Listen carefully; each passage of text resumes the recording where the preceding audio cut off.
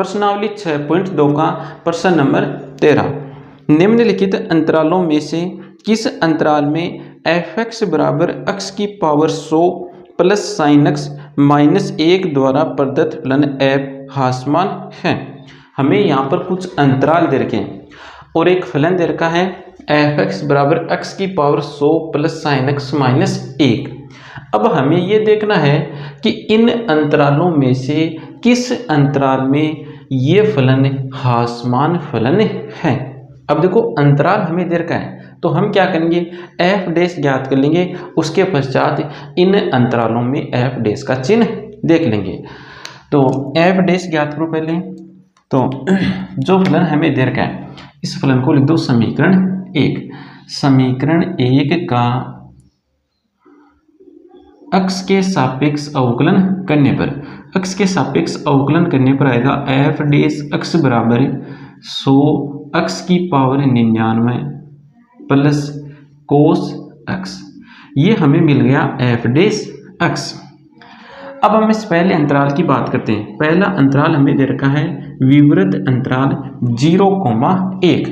इस अंतराल में एफ डैश का हमें चिन्ह किस प्रकार का मिलता है, देखो। तो इस अंतराल में जो संख्याएं लिखी हुई है ये संख्याएं हैं धनात्मक।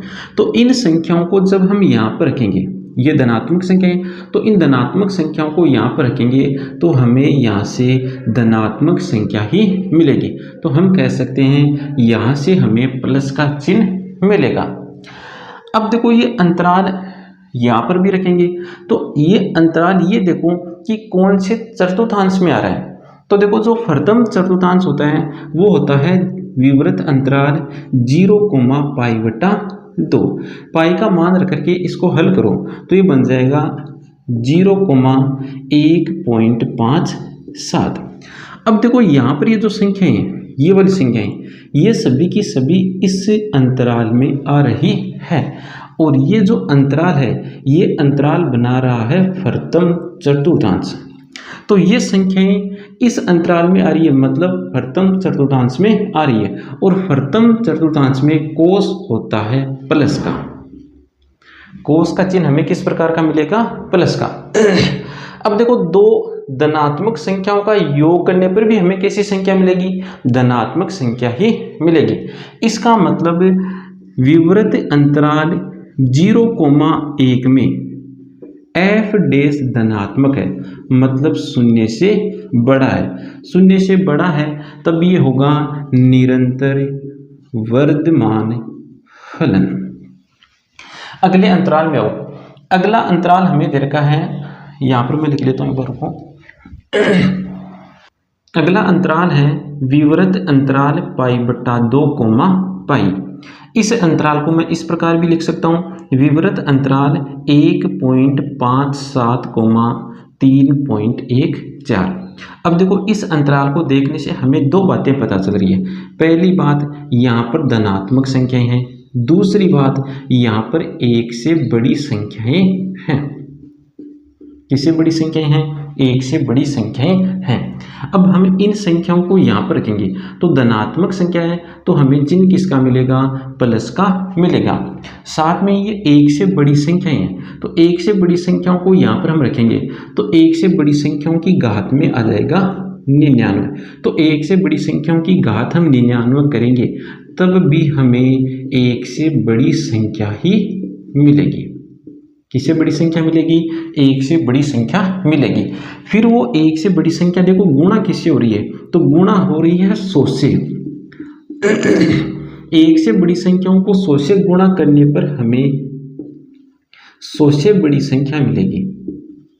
एक से बड़ी संख्याओं को 100 से गुणा करेंगे तो हमें किससे बड़ी संख्या मिलेगी, 100 से बड़ी संख्या मिलेगी। तो यहाँ पर ये जो संख्या है ये 100 से बड़ी संख्या है। अब देखो इस अंतराल को यहाँ पर भी रखेंगे तो यहाँ पर रखेंगे तो यहाँ पर ये कोस के कोण में आ जाएगा। कोण में आ रहा तो ये देखो ये कौन सा चतुर्थांश बना रहा है, तो ये बना रहा है द्वितीय चतुर्थांश और द्वितीय चतुर्थांश में कोस होता है माइनस का। कोस का चिन्ह हमें किस प्रकार का मिलता है, द्वितीय चतुर्थांश में माइनस का चिन्ह मिलता है। अब ये देखो कोस का जो ऋणात्मक मान होता है वो होता है -1। कोस का जो सबसे छोटा मान होता है वो होता है -1। यदि यहाँ पर -1 भी आ जाएगा तो 100 में से -1 घटाएंगे तो हमें क्या मिलेगा, 99 मिलेगा, मतलब हमें प्लस की संख्या मिलेगी। तो हम ये कह सकते हैं कि यहाँ से हमें, मतलब इस अंतराल को जब हम यहाँ पर रखेंगे तो यहाँ से हमें जो चिन्ह मिलेगा वो प्लस का ही मिलेगा। तो x का मान जब π/2 पाई इस अंतराल से हो तब f' का चिन्ह हमें मिलेगा धनात्मक, मतलब फलन होगा निरंतर वर्धमान फलन। अगला अंतराल है 0π/2, विवृत अंतराल 0π/2। देखो धनात्मक संख्या है, धनात्मक संख्याओं को यहाँ पर हम रखेंगे तो हमें कैसी संख्या मिलेगी, धनात्मक संख्या ही मिलेगी। फिर इन संख्याओं को यहाँ पर रखेंगे तो ये कोस के कोण में आ गई, तो ये देख लो कौन सा चतुर्थांश बना रही है, तो ये बना रही है प्रथम चतुर्थांश, और प्रथम चतुर्थांश में कोस होता है प्लस का। दो प्लस की संख्याओं का योग करने पर भी हमें किस प्रकार की संख्या मिलती है, प्लस की संख्या मिलती है। मतलब हम कह सकते हैं कि इस अंतराल को जब हम यहाँ पर रखेंगे तो f' प्लस का होगा, अर्थात 0 से बड़ा होगा। तो x का मान जब विवृत अंतराल 0π/2 इस अंतराल से हो तब f' 0 से बड़ा है, 0 से बड़ा है तो ये फलन कौन सा होगा, निरंतर वर्धमान फलन होगा। अब हमें इस प्रश्न में कौन सा फलन देखना था, इस प्रश्न में हमें फलन देखना था ह्रासमान फलन। ये जो हमें फलन दे रखा है ये फलन इन अंतरालों में से किस अंतराल में ह्रासमान है, तो ये इन अंतरालों में से, इन तीनों अंतरालों में से किसी भी अंतराल में ह्रासमान नहीं है। तो ऑप्शन कौन सा आ जाएगा, फिर डी ऑप्शन इसका आंसर हो जाएगा, इनमें से कोई नहीं। अगला प्रश्न देखो, ए का न्यूनतम मान ज्ञात कीजिए जिसके लिए अंतराल संवृत अंतराल दे रखा है, संवृत अंतराल 1,2 में f(x) = x² plus ax plus 1 से प्रदत्त फलन वर्धमान फलन है। यहाँ पर देखो हमें क्या दे रखा है, हमें एक फलन दे रखा है और ये फलन इस अंतराल में वर्धमान फलन है, मतलब इस अंतराल की संख्याएं यहाँ पर जब हम f' में रखेंगे तब हमें f' का चिन्ह 0 के बराबर और 0 से बड़ा मिलेगा। तब हमें a का न्यूनतम मान ज्ञात करना है। तो पहले तो f' ज्ञात कर लो, तो f' बराबर आएगा f' बराबर 2x प्लस a। अब x का मान इस अंतराल से है तब ये फलन वर्धमान है, मतलब f' 0 के बराबर और 0 से बड़ा है।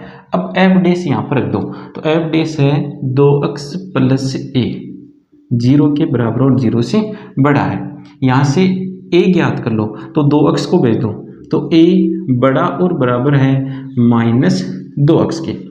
अब देखो हमें a का न्यूनतम मान ज्ञात करना है, तो a न्यूनतम कब होगा, जब x का मान न्यूनतम होगा, और x का न्यूनतम मान कितना है, तो x का न्यूनतम मान है 1। a न्यूनतम होगा यदि x न्यूनतम हो, x का न्यूनतम मान 1 है, x का न्यूनतम मान कितना है, 1 है। तो x का न्यूनतम मान रखो यहाँ पर, तो ये आ जाएगा a बड़ा है और बराबर है -2 के। अब यहाँ से देखो a का जो मान है ये मान -2 के बराबर और -2 से बड़ा है। a का मान -2 के बराबर तथा -2 से बड़ा है। अब देखो इन मानों में सबसे छोटा मान कौन सा है, तो इन मानों में सबसे छोटा मान है -2, तो a का न्यूनतम मान आ गया -2। a का न्यूनतम मान कितना आ गया, -2। अगला प्रश्न देखो, प्रश्न नंबर 15। मान लीजिए कि संवृत अंतराल -1,1 से असंयुक्त एक अंतराल I हो तो सिद्ध कीजिए कि I में f(x) बराबर x प्लस 1/x से प्रदत्त फलन f वर्धमान है।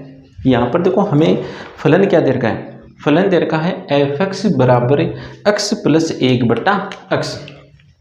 तो ये जो फलन f है, ये फलन f इस फलन और इस फलन, इन दोनों फलनों के योग से बना हुआ फलन है।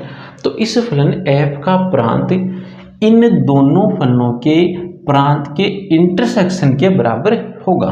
तो ये फलन कौन सा है, बहुपदीय फलन, और बहुपदीय फलनों का प्रांत होता है r। यह है परिमेय फलन, और परिमेय फलन का प्रांत होता है r में से उन संख्याओं को हटा दो जिसके कारण बट्टे में शून्य बनता हो। तो बट्टे में शून्य के कारण ही बनेगा। तो ये तो है इस बहुपदीय फलन का प्रांत, और ये है इस परिमेय फलन का प्रांत। इन दोनों फलनों के प्रांत का ले लो इंटरसेक्शन। इंटरसेक्शन लेने पर जो समुच्चय हमें मिलेगा वो समुच्चय इस फलन f का प्रांत होगा। तो इंटरसेक्शन लेने पर हमें मिल गया r माइनस 0। तो इस फलन का प्रांत हो गया r माइनस 0, या इस प्रकार भी लिख सकते हैं x कौन से मान ग्रहण करेगा, 0 के अलावा अन्य वास्तविक संख्याएं ग्रहण करेगा। अब देखो प्रश्न में हमें क्या दे रखा है, प्रश्न ये कह रहा है कि संवृत अंतराल -1,1 से असंयुक्त अंतराल। अब -1,1 से असंयुक्त का मतलब ये जो फलन f है, इस फलन के प्रांत में से हमें इस समुच्चय को हटा देना है। तो हमें प्रांत क्या है, प्रांत है इस फलन का r माइनस 0। इस प्रांत में से हमें इस समुच्चय को हटाना है। ये है अंतराल I। ये जो समुच्चय है इस समुच्चय को कहा गया है अंतराल I। अब देखो इसको हम क्या लिख सकते हैं, इसको हम इस प्रकार भी लिख सकते हैं r माइनस 1,1। देखो 0 यहाँ पर भी है तो यहाँ से भी हटेगा और यहाँ से भी हटेगा, तो दो जगह लिखने की आवश्यकता नहीं है, हम इसको एक जगह ही लिख सकते हैं। साथ में हम इसको इस प्रकार भी लिख सकते हैं -∞, -1 यूनियन 1, तो I बराबर हमें क्या मिल गया, I बराबर मिल गया -∞, -1 यूनियन 1, अब हमें क्या देखना है कि इस अंतराल I में ये फलन f वर्धमान फलन है। देखो वर्धमान फलन है या नहीं, तो इस फलन f का ज्ञात कर लो अवकलज, अर्थात f डेश x ज्ञात कर लो। तो f डेश x देखो क्या आएगा, f डेश x बराबर आएगा 1-1/x²। अब देखो इसको हल कर लो, हल करने पर देखो क्या मिलेगा, लघुत्तम आ गया x², तो ऊपर बन गया x² माइनस 1। x² माइनस 1 को हम इस प्रकार भी लिख लेंगे f डेश x बराबर x माइनस 1/x², और गुणा में क्या आएगा x प्लस 1। x² माइनस 1 को क्या लिखेंगे, x माइनस 1 गुणा x प्लस 1। अब देखो पहले मैं इस अंतराल की संख्या यहाँ पर रख रहा हूँ, तो इस अंतराल की संख्या हमने जैसे -2 उठा ली, -2 को उठाकर हम यहाँ पर रख रहे हैं, तो -2 को यहाँ पर रखेंगे तो यहाँ से हमें चिन्ह मिलेगा माइनस का, और यहाँ से भी चिन्ह किसका मिलेगा, माइनस का मिलेगा, और बट्टे से चिन्ह किसका आएगा, प्लस का। तो ऊपर प्लस का चिन्ह बन गया और बट्टे के नीचे भी प्लस का चिन्ह मिल गया, इसका मतलब हमें चिन्ह किसका मिल गया, प्लस का मिल गया। तो इस अंतराल की संख्या जब हम यहाँ पर रखेंगे तब हमें f डेश x प्लस का मिल रहा है, इसका मतलब f डेश x 0 से बड़ा है। अब इस अंतराल की भी संख्या यहाँ पर करके देखो, तो एक बार इस अंतराल के लिए यहाँ पर लिखते हैं, x का मान जब -∞, इस अंतराल से हो तब f डेश x बड़ा है 0 से। अब इस अंतराल की बात करते हैं, तो इस अंतराल की कोई भी एक संख्या उठाओ और यहाँ पर f डेश x में रख दो। तो यहाँ से हमने संख्या उठा ली +2, +2 को यहाँ पर हम रखेंगे तो यहाँ से तो चिन्ह आएगा प्लस का, यहाँ से भी प्लस का और बट्टे में से भी प्लस का। तो ओवरऑल हमें चिन्ह किसका मिल गया? प्लस का चिन्ह मिल गया। तो x का मान जब 1 अनंत इस विवृत अंतराल से है तब f डैश x का चिन्ह हमें किसका मिल गया? प्लस का मिल गया। मतलब f डैश x 0 से छोटा है। तो इस अंतराल में भी f डैश x 0 से छोटा है और इस अंतराल में भी f डैश x 0 से छोटा है। तो हम कह सकते हैं कि इस अंतराल में भी ये जो फलन f है ये निरंतर वर्धमान है और इस अंतराल में भी ये फलन निरंतर वर्धमान है। तो इस बात को लिखते हैं। ये स्थिति देखो कौन सी है? ये स्थिति है निरंतर वर्धमान फलन की। और यहाँ पर भी स्थिति कौन सी है? यहाँ पर भी स्थिति है निरंतर वर्धमान फलन की। तो दोनों ही अंतरालों में फलन हमें किस प्रकार का मिल गया? निरंतर वर्धमान मिल गया। तो हम लिख सकते हैं अतः -अनंत -1 यूनियन 1 अनंत में दिया गया फलन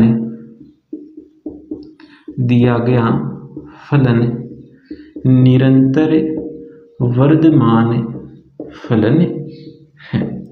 तो हमें देखो यहाँ पर जो फलन मिला है ये फलन मिला है निरंतर वर्धमान फलन। हमें यहाँ पर वर्धमान फलन नहीं मिला है। अगला प्रश्न देखो, प्रश्न नंबर 16। सिद्ध कीजिए कि फलन f(x) बराबर log sin x विवृत अंतराल 0,π/2 में वर्धमान और विवृत अंतराल π/2, π में ह्रासमान है। अब देखो यहाँ पर प्रश्न में ये मिस्टेक है, वर्धमान की जगह तो आएगा निरंतर वर्धमान और ह्रासमान की जगह आएगा निरंतर ह्रासमान। ऐसा ही ऊपर वाले प्रश्न में, मतलब प्रश्न नंबर 15 में, प्रश्न नंबर 15 में भी वर्धमान की जगह निरंतर वर्धमान है। तो प्रश्न को हल करते हैं। फलन हमें क्या दे रखा है? f(x) बराबर log sin x। अब हमें ये सिद्ध करना है कि इस अंतराल में तो ये फलन निरंतर वर्धमान है और इस अंतराल में ये फलन निरंतर ह्रासमान है। तो अंतराल हमें दे रखा है तो f डैश x ज्ञात कर लो, उसके पश्चात इन अंतरालों में f डैश का चिन्ह देख लो। तो x के सापेक्ष अवकलन करने पर f डैश x बराबर आ गया cot x। अब अंतराल ले लो ये पहला विवृत अंतराल 0,π/2। तो x का मान जब इस अंतराल से हो तब हमें f डैश x का चिन्ह किस प्रकार का देखने को मिलता है। तो x के मानों को यहाँ पर हम रखेंगे। तो यहाँ पर देखो ये x बना रहा है कोट का कोण। तो अब ये देख लो ये जो अंतराल हमें दे रखा है ये कौन सा चतुर्थांश हमें दे रखा है? तो ये दे रखा है प्रथम, और प्रथम चतुर्थांश में कोट होता है प्लस का। तो हम लिख सकते हैं जब x का मान विवृत अंतराल 0,π/2 में से हो तब कोट x होता है 0 से बड़ा। कोट x की जगह हम क्या लिख सकते हैं? f dash x। तो f डैश x 0 से बड़ा है। तो इस अंतराल में तो f डैश x बड़ा है 0 से बड़ा है। इसका मतलब इस अंतराल में ये फलन निरंतर वर्धमान फलन है। अतः विवृत अंतराल 0,π/2 में दिया गया फलन निरंतर वर्धमान फलन है। अगला अंतराल क्या दे रखा है? अगला अंतराल हमें दे रखा है π/2, π। तो x का मान जब इस अंतराल से हो तब f डैश का चिन्ह हमें किस प्रकार का देखने को मिलता है। तो ये अंतराल देखो, ये इस अंतराल को हम रखेंगे यहाँ पर रखने का मतलब ये कोट के कोण में चला गया। तो अब ये देखो ये जो हमें x का मान दे रखा है, ये जो अंतराल हमें दे रखा है, ये अंतराल कौन सा चतुर्थांश बना रहा है? तो ये बना रहा है दूसरा चतुर्थांश, और दूसरे चतुर्थांश में कोट होता है माइनस का।